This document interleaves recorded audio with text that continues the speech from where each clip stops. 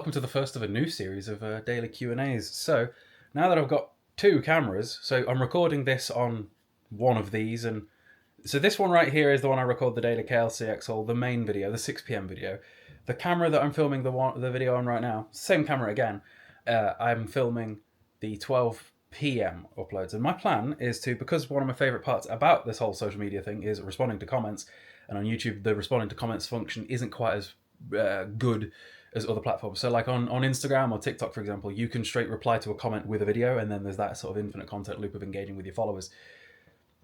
To try to bring some form or aspect of that over here, I don't know. So what I'm going to do is I'm going to film these through the day, where instead of speaking about a specific topic and finding questions in advance to talk to, I'm just going to pick up the camera through the day whenever I get a comment that inspires a response, the same way that I would on TikTok or whatever. So stay tuned. For example, starting with this one. Hi, Cayle. Interested to hear your thoughts on the possible TikTok ban. I'm planning to start social media in the new year. No, you start today. So was wondering if you think it's worth starting TikTok as a UK creator. Yeah, because it ain't getting banned here. Realistically, on TikTok, it's not going to affect us too much, because TikTok is very geography dependent. Your videos will most of the time, be shown to people somewhat near you. For example, with me making videos in Stafford pretty frequently, my videos get on Stafford people's For You pages. TikTok is very geography dependent. Across my accounts on TikTok, I have got like single digit, maybe max 10% followers outside of England. It's very rare, so it's really not going to affect you, especially as somebody that's just starting, you know. But when it comes to the just start thing, just start, because why put it off? Okay, here you go. I started at around this time back in 2020, something like that. It was December, and it was definitely December when I began. By February, I had my first 10,000 followers. By February, I'd quit my full-time job because the business that I'd built off the back of the social media was running itself, or was running enough that I could quit working retail. Christ, I'm stuttering over my words here. Now, that took, 2 months? Why delay that 2 months? You could start right now and be a month ahead. If you think, how many other people are thinking, I'm going to get started in New Year? Think about it like this, right? Obviously, I come from Gym World as well on social media. Imagine just how many people in Gym World, or not even Gym World, but just regular people looking to lose weight, how many people say, oh yeah, I'll just start in January. New year, new me. Why? Start today. If somebody decided they were going to lose weight on January 1st and they were to start today instead, they would be a month further ahead. You can get a lot done in a month. Because realistically, when it comes to social media, you're going to get nowhere for quite a while, probably. That's the way social media works, is you, on all of the platforms, tend to have to post consistently day in, day out, doing the work, even when there's nobody really watching. I remember when I started YouTube, it really felt like I was talking to nothing. I remember I was making videos, getting 0 comments every video, being like, I'm just talking to clouds here. But eventually it turns into something if you can consistently show up every day. Consider your social media profiles and things like that as like you're building a house and you've got a ton of bricks that you need to lay. And you're going to lay a certain amount of bricks every day. The house gets built quicker or sooner, the sooner you start laying those bricks. Don't delay laying those bricks. What's stopping you from starting right now? I know that starting on January 1st sounds like a nice hot start point, but realistically it's not going to make a difference, especially given that the first few weeks, months, whatever, you're going to struggle. And especially, realistically, come January, right, people go back to work, people go back to school, viewership goes down in January. It's a hard time to start social media. The best time is right now. People are off work, people are off school, people have got more free time, people are spending more time at home, it's cold, it's wet, it's windy, it's about to start snowing. People are spending more time on social media than ever before. Now is your best shot at, like, starting to get a viewership. Don't wait till everybody's gone back to work and everyone's gone back to school and there's less people to view your videos. Think about how many people grew their social media mega back in lockdown when nobody could go anywhere because everybody was spending all of their day on social media. It made hundreds of millionaires, thousands of millionaires, because of the amount of people that were able to leverage the fact that there were a lot more eyes on phones for a few, well, if anything, a couple of years. But right now, it's quarter four. Quarter four, businesses up their ad spends. There's a lot more views going around in quarter four. Now's your best shot. Don't wait, just start. And when it comes to the TikTok ban, My advice would always be start a YouTube as well, because YouTube is where the longevity is going to be. YouTube's going to be where the peace of mind is going to be. If you get to the point where your accounts are monetized, for example, on TikTok, your money can go boom, boom, boom, boom, like that, up and down, up and down. One day you'll earn 40 quid, the next you'll earn £4. On YouTube, once you get to the point where it's monetized again, things are a lot more consistent. Like, my days in terms of income on YouTube fluctuate by a few pounds, not tens of pounds generally, unless I have like a really good video or I just don't upload that day and it fluctuates down.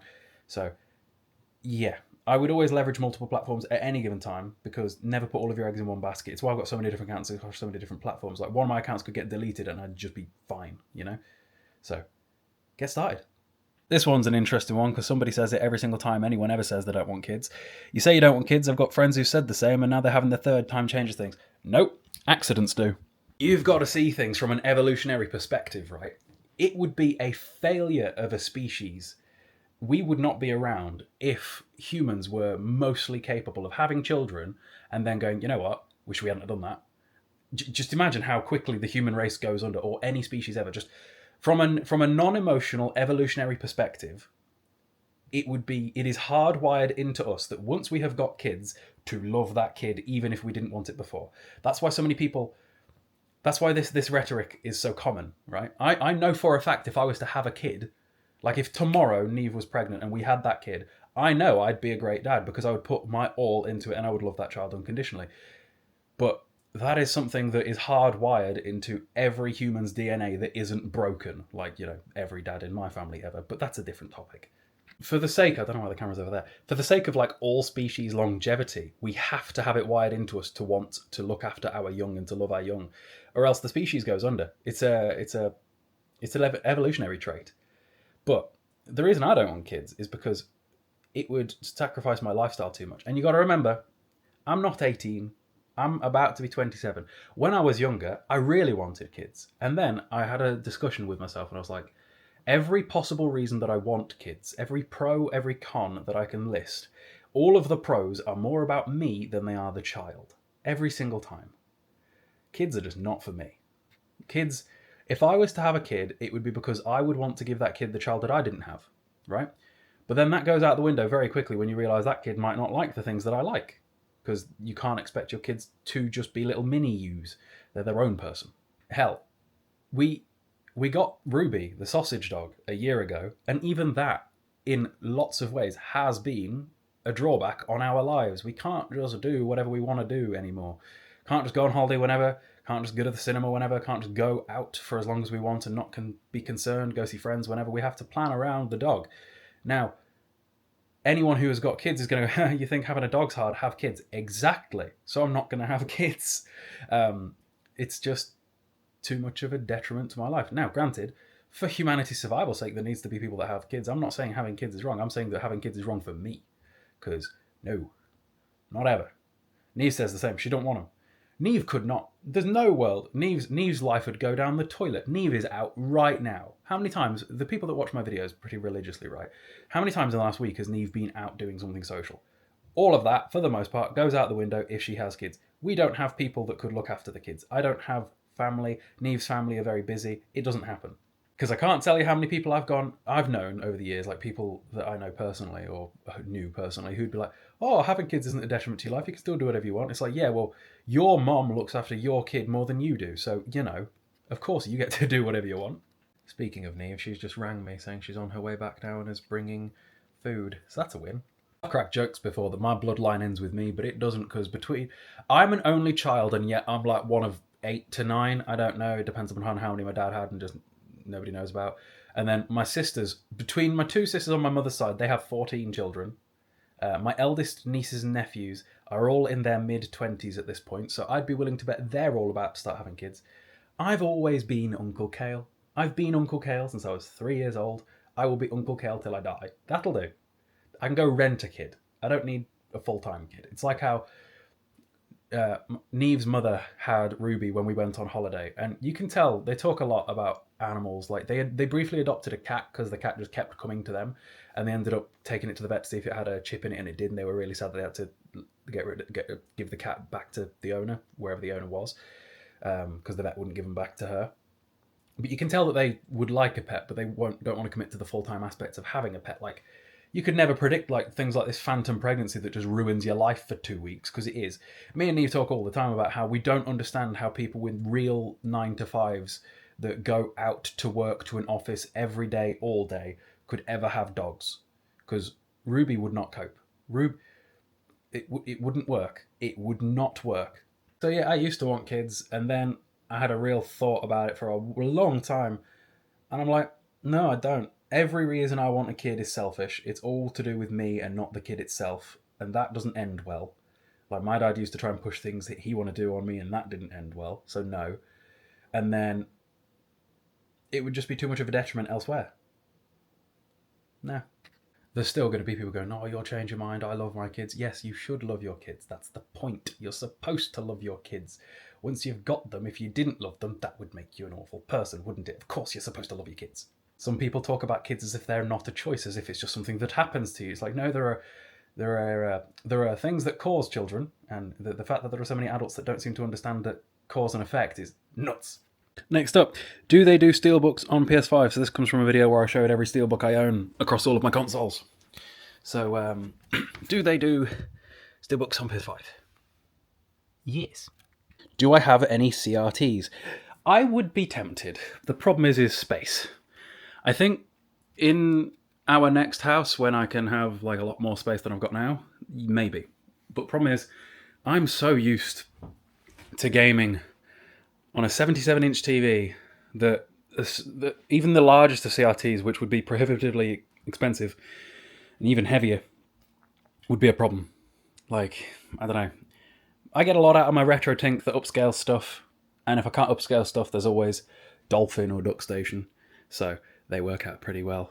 So I'd like a CRT just for the gimmick, perhaps, but I think that is what it would be. I don't think it would actually get used enough to warrant the space it would take up. Who knows? I think somebody did message me about the PS2 TV a while ago. That would be curious and cool. I know that that's technically not a CRT, but it is interesting, that's for sure. Someone also asked me about like what other steelbooks am I aiming for, looking for. Resident Evil 2 Remake, Resident Evil 7, Resident Evil 8. I don't think Resident Evil 1 Remake got one. What else has got a steelbook? Assassin's Creed, any of them except for Syndicate, I've got that one. Batman Arkham Origins, Batman Arkham Knight steelbooks would be pretty cool. I've already got Arkham City. Gears of War 5, if that has a steelbook, because that's the only Gears game I don't have in steel form. What else? What about the Souls games? Dark Souls 1 does not have a steelbook, I don't believe, and I've got Dark Souls 2 and 3. I've got Elden Ring. I've got... Does Demon Souls have a steelbook? I don't think so. Who knows? Always wondered why'd you never take the stickers off. Generally, views for the most part.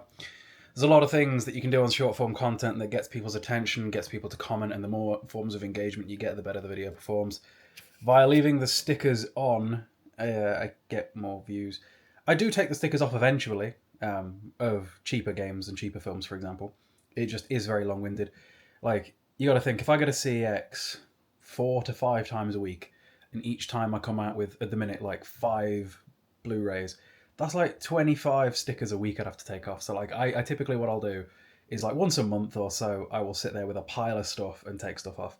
When I had my my air conditioning put in earlier this year, because obviously I still needed to work, so I still needed to be in here while they were working.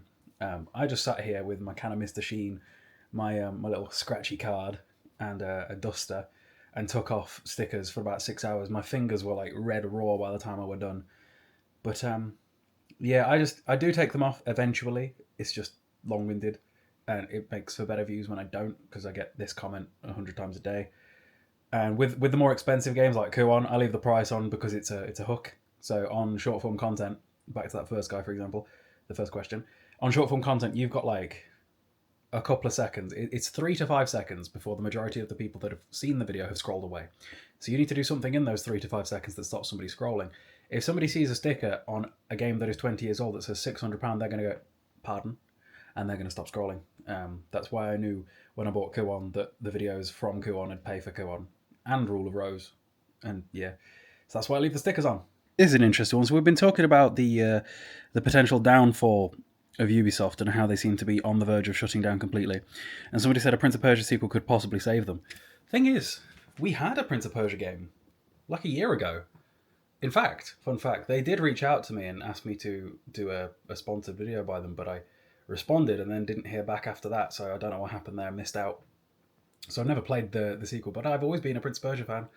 I have distinct memories of being 5 years old, being in Asda, my mum telling me to shut up and not say that the game's for me while she buys me Sands of Time in 2003, something like that. I distinctly remember that exact conversation and going home with Prince of Persia in my hand.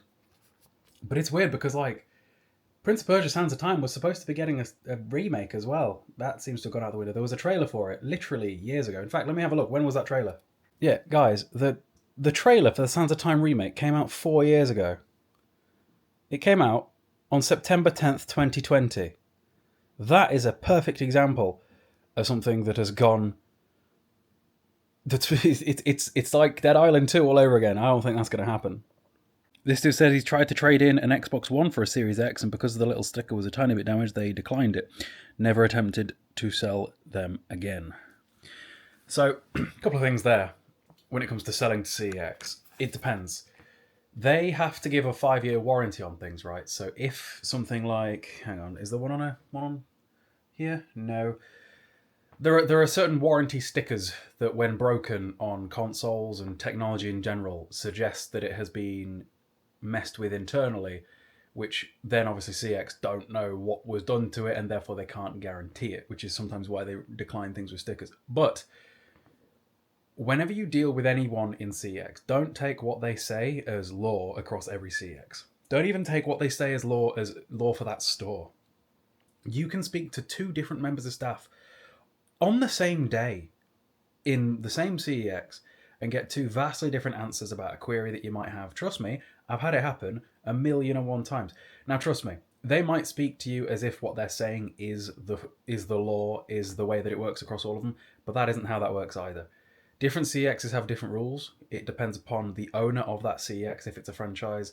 It depends upon whether it's corporate. It depends upon how that person was trained. Different people, different exceptions, different... They will all speak with absolute confidence that their way is the only way, but once you've been around the block enough with different CEXs to realise that every different staff member was trained in a different way and has different ways of doing things, you'd be alright. So, like, if you take something in one... For example, a while ago, I took in a PS4 controller.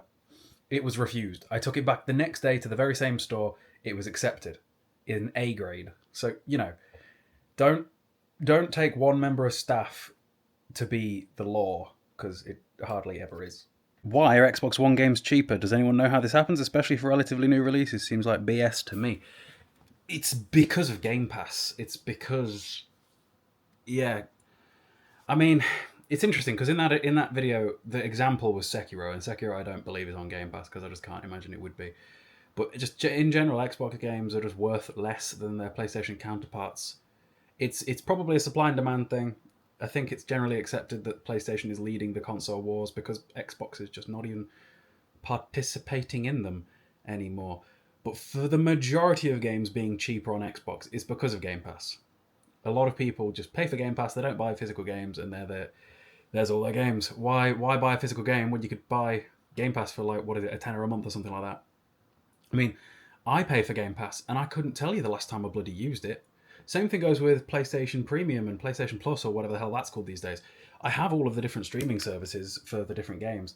I just haven't used them in such a long time that I probably should cancel those subscriptions and save that money, especially because I'm such a nerd when it comes to collecting the physical stuff. But yeah, Xbox is way cheaper for physical things. Like Sekiro on Xbox One is 25, whereas Sekiro on PS4 is 40. So that is a rather significant difference at the minute. Far Cry was and still is awful. No, come on. Like, okay, I could agree with you if we were talking about Far Cry 6, but like, and maybe Far Cry 5. But 3? Everybody loved 3. 2012 was one of the best years for gaming ever. The amount of brilliant games that came out in 2012. And I know that Far Cry 3 is almost the one that's guilty of being like, climb the radio tower thing. Although Assassin's Creed did do it for like 4 years prior with less reason to actually do it. But I really don't think we can say Far Cry is a bad series, because Far Cry 3 and 4 were great. Primal's pretty good. I didn't really like 5 very much. A lot about 5 bothered me. 6 was better than 5, but I think that 5 and 6 both lose something from 3 and 4 that really made them really good in my eyes, was the gamification. I love 3 and 4 for the fact that you get experience directly for the kills that you get. It's the same reason why I prefer like Fallout to Skyrim, because you directly get experience for the enemies that you slay. And that in gaming is motivating to me to just do it more. I don't know why, I like seeing the numbers pop up. So in Far Cry 5 and 6, when you just don't really get any rewards whatsoever for taking out enemies, that just isn't as satisfying to me. I don't know. What do you think? On that same topic, since when was Ubisoft a seal for quality, with additional words? I mean, Assassin's Creed was critically acclaimed for a solid 4 or 5 years. Far Cry 3, Prince of Persia, Splinter Cell, some of the Tom Clancy games. What else? I'm sure there are other games that Ubisoft have made that were just not my thing, you know? Let me have a quick Google of what games Ubisoft made outside of that. Also, for anybody wondering, it's now midnight. Watch Dogs, a lot of people love the first one. Wasn't my thing because I don't do sci-fi, but Trials, a lot of people love Trials. Rayman. What else have we got? Just Dance, that's a pretty popular series. I know that it's been popular to hate on Ubisoft because of their practices for the last 6 years or so, but there was a time where the majority of what Ubisoft was putting out was considered gold. Same thing goes with Bethesda. Like, yeah, Bethesda started the whole horse armor thing, but between Fallout 3 and then like 3 years after that Skyrim, and like 2 years prior to Fallout 3 Oblivion, that was a block of time where banger after banger, you know? And again, Bethesda went the same way, where they're just not the same seal of approval. But it wasn't always that way. Come on. Anyway, I think that'll do for today's first Q&A all-day style video. Never done one like this before. Typically when I do a Q&A video, I have set topics in mind before I even start the video that I'm going to go through. Whereas today, I've just picked up the camera. So I just alternate between this camera for the daily vlog style stuff, where stuff's actually occurring, and the camera you guys are seeing this one from for replying to you guys. And that way, I can do one of these each day pretty handily, I reckon.